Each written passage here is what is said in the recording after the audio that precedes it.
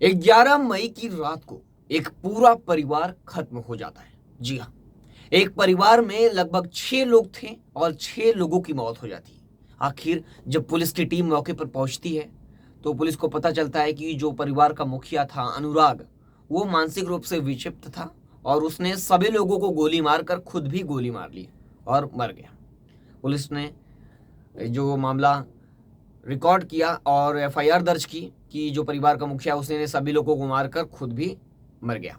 अब पुलिस ने इस केस में जांच बीच नहीं किया और बॉडी को पोस्टमार्टम के लिए भेज दिया। लेकिन जब पोस्टमार्टम रिपोर्ट सामने आई तो एक हैरान कर देने वाली घटना सामने आई, जिससे केस का पूरा रुख ही बदल गया और ये मर्डर केस था। आपको बता दें, इस केस में पुलिस भी हैरान रह गया। आइए ये खौफनाक कहानी आप लोगों को सिलसिलेवार तरीके से सुनाता हूं। कहानी की शुरुआत उत्तर प्रदेश के सीतामढ़ी से होती है। उससे पहले आप लोगों को बता दो, कुछ दिनों से कहानी नहीं आ रही थी क्योंकि चुनाव चल रहा है देश में और चुनाव को वजह से जो मैं चैनल में काम करता हूँ वहाँ पर जो काम है वो भी ज़्यादा है, वर्कलोड ज़्यादा है। इसकी वजह से स्टोरी सुनाने के लिए टाइम नहीं मिल रहा है। तो किसी तरह आज टाइम मिला तो मैं सोचा कि एक बड़ा केस है तो आप लोगों को सुनाना जरूरी है।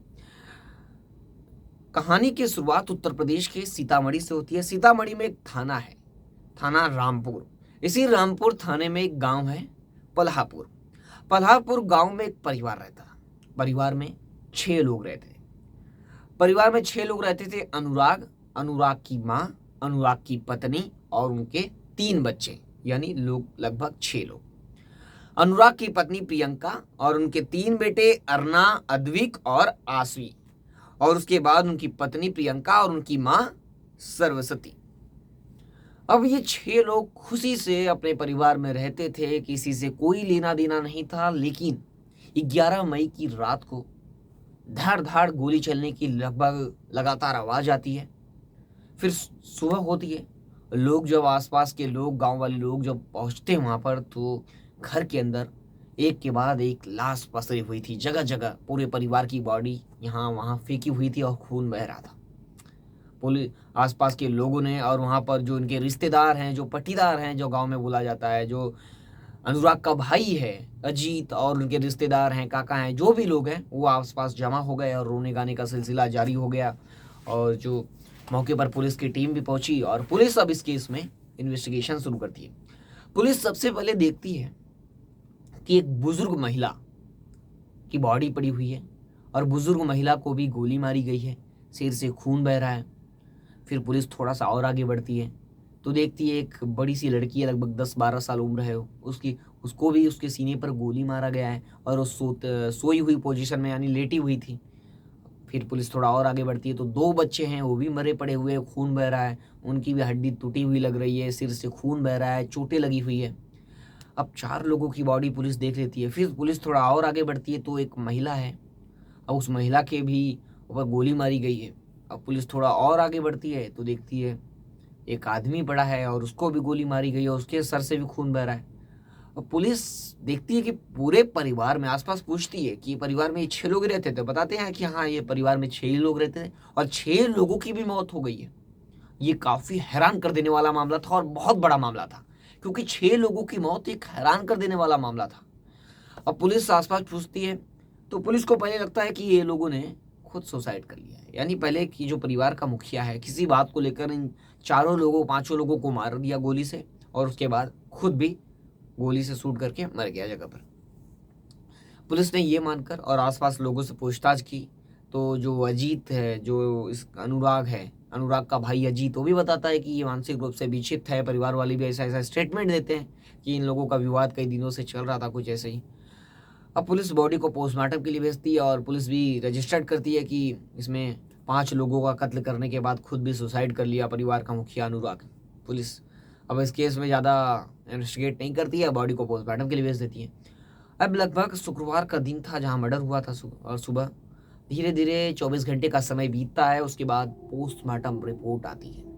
पोस्टमार्टम रिपोर्ट जब पुलिस पढ़ती है तो पुलिस के पैरों तले जमीन खिसक जाती है।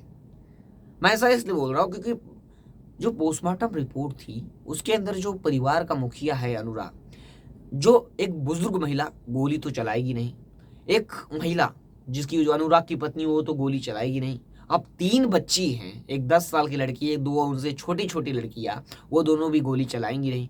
तो गोली अनुराग के सिवा कौन चला सकता है? तो अनुराग ने ही सबको गोली से मारा होगा। अब लेकिन अनुराग भी सबको मारने के बाद खुद भी गोली मारेगा अपने दिमाग में, खुद भी सुसाइड करेगा, तो एक गोली मारेगा। अगर मैं अपने आप को गोली मारता हूं तो मैं एक गोली में ही मतलब बेसुध हो जाऊंगा, मैं गिर जाऊंगा, 2 गोली अपने आप को नहीं मार पाऊंगा। लेकिन पोस्टमार्टम रिपोर्ट में अनुराग के शरीर पर 2 गोली मिली। यानी चलो हम मानते हैं कि एक एग्जाम्पल लेते हैं कि उसने सुसाइड किया, लेकिन वो सुसाइड भी करेगा सबको मारने के बाद तो खुद को एक गोली मारेगा तो गिर जाएगा, दूसरा गोली उसे कौन मारा? यानी इस केस में मर्डर हुआ है। अब पुलिस इस केस में मर्डर के एंगल से जांच करना शुरू करती है। अब इस केस में ये पुलिस को क्लियर हो चुका था कि ये परिवार में जो सामूहिक सुसाइड का मामला लग रहा था कि सभी लोगों ने सुसाइड किया, सबको मार कर सुसाइड कर लिया, ऐसा कुछ नहीं था। यानी इस केस में किसी की बहुत बड़ी साजिश है और उसने सोच समझकर इस घटना को अंजाम दिया है और लग रहा था कि परिवार का जो मुखिया अनुराग है उसने सुसाइड किया है। अब पुलिस जिस लोगों से पूछताछ कर रही थी, परिवार वालों से, उन सभी को हिरासत में लेती है। यानी जो अनुराग के पटीदार हैं, जो अनुराग का भाई है अजीत और उसके आसपास के रिश्तेदार, उसके नौकर, सभी लोगों को हिरासत में लेती है पुलिस, लगभग 5 से 6 लोगों। सभी से कड़ाके से पूछताछ करती है। तो अजीत बताता है कि ऐसा कुछ लेना देना नहीं है, हमारा कोई हाथ नहीं है, ये मानसिक रूप से विक्षिप्त थे, सभी को मारकर वो खुद मर गया। लेकिन कोई भी अपने आप को खुद 2 गोली नहीं मार सकता। पहले ही गोली में वो ढेर हो जाएगा और उसके पास इतनी शक्ति नहीं बचेगी कि वो अपने आप को 2 गोली मारे। तो ये क्लियर था किसी और ने गोली चलाई है। अब पुलिस कड़ाके से पूछताछ करती है। जब कड़ाके से पूछताछ करती है तो जो अनुराग का भाई अजीत है वो टूट जाता है। टूट जाने के बाद वो स्वीकार करता है कि उसने मारा। क्या होता है कि आपको बताते हैं कि क्या हुआ था उस केस में। जो कातिल है वो बहुत सातिराना तरीके से, जो अजीत है वो बहुत सातिराना तरीके से सभी लोगों को मारा। पहले तो घर में जो अनुराग है उसे भी गोली में से मार दिया, एक गोली से मार दिया, वो ढेर हो गया। कनपट्टी पे उसके गोली मारा, कनपट्टी के नीचे वो ढेर हो गया। उसके बाद जो उसकी बेटी है बड़ी वाली वो जाग गई, उसे भी गोली मार दिया। उसकी पत्नी को भी सीने पर गोली मार दिया और जो उसकी माँ है उसे भी हथौड़े से वार किया, ऐसा निशान मिले हैं, पुलिस बता रही है। अब इस केस में जो 2 बची वो लोग भी जाग जाती है तो उन्हें भी मार देता है और उनकी भी पैर की हड्डियाँ टूट जाती है। लेकिन एक बच्ची को जब वो गोली मारता है तो उस बच्ची की गर्दन में गोली लगती है और गर्दन में गोली लगने के बाद वो गोली गर्दन से पार होके जो अनुराग था उसके अंदर वापस वो गोली घुस जाती दिमाग के अंदर और दिमाग के अंदर ही गोली रह जाती। यानी अनुराग को उसने पहले भी एक गोली मारा था और दोबारा जो गोली मारा अपनी उसकी बेटी को, उसकी बेटी से गोली पार होते हुए वो गोली जल गई, यानी वो दूसरी गोली बन गई अनुराग के दिमाग के अंदर। यानी उसका मकसद नहीं था अनुराग को 2 गोली मारना, वो काफी सातिराना तरीके से अंजाम दिया था। लेकिन क्या हुआ कि वो गोली गलती से जाकर दिमाग के अंदर अनुराग के रह गई और इससे पुलिस को पोस्टमार्टम रिपोर्ट में पता चल गया कि ये सुसाइड का मामला नहीं, एक सुनियोजित हत्या का मामला, एक हत्याकांड का मामला है। अब पुलिस अजीत को गिरफ्तार करती है, लेकिन मकसद क्या था? अपने भाई के पूरे परिवार को खत्म कर देना, उसका मकसद क्या था, चाहता क्या था वो? तो आसपास भी पुलिस पूछताछ करती है, लोगों से पूछताछ करती है, पता चलता है इन दोनों के बीच जमीनी विवाद चल रहा है। कुछ 40 से 50 से 80 बीघा इनके पास जमीन है और उसी जमीन को लेकर इन लोगों का विवाद चल रहा है और विवाद काफी लंबे समय से चल रहा है। और इसी विवाद के चलते उसने अनुराग को मारने की ठान ली और मारने के चक्कर में एक खौफनाक प्लान तैयार किया। लेकिन उसकी बेटी को गोली मारा और गोली गर्दन से पार होकर अनुराग के दिमाग में जा बसी और अनुराग के शरीर में 2 गोली मिली। इसके चलते पुलिस ने इस हत्याकांड का खुलासा किया। अभी भी पुलिस इस केस में जांच कर रही है। आशा है कि कुछ बड़े सबूत और कुछ बड़े एविडेंस और कुछ नए खुलासे हो सकते हैं। पुलिस अभी इस केस में जांच कर रही है। ये मामला जब सामने आया तो पूरी गांव में सन्नाटा पसर गया। सिवाय पुलिस की गाड़ियों के हॉर्न के सिवाय कुछ गांव में सुनाई नहीं देता। चारों तरफ लोग अपने घरों में खौफ में जी रहे थे कि आखिर क्या हुआ। 6 लोगों को, यानी एक गांव में 6 लोगों की मौत एक बहुत बड़ी बात थी और काफी खौफनाक मामला था। हर जगह इस केस की बात हो रही थी, चर्चा हो रही थी। बाकायदा जो उत्तर प्रदेश के डीजीपी है प्रशांत किशोर, उन्होंने इस केस में निर्देश दिया। यानी ये मामला इतना बड़ा हो चुका था कि 6 लोगों की मौत और एक घर के अंदर उत्तर प्रदेश में जो लॉ एंड ऑर्डर की बात हो रही है, उत्तर प्रदेश शासन जो है इस समय में जो माफियाओं को खत्म करने में लगा है। यानी कि पहले तो लगा प्रथम दृष्टया ये केस को देख के कि सुसाइड का मामला है, कि ये परिवार का मुखिया ही सबको मारकर खुद भी मर गया, लेकिन ऐसा नहीं था।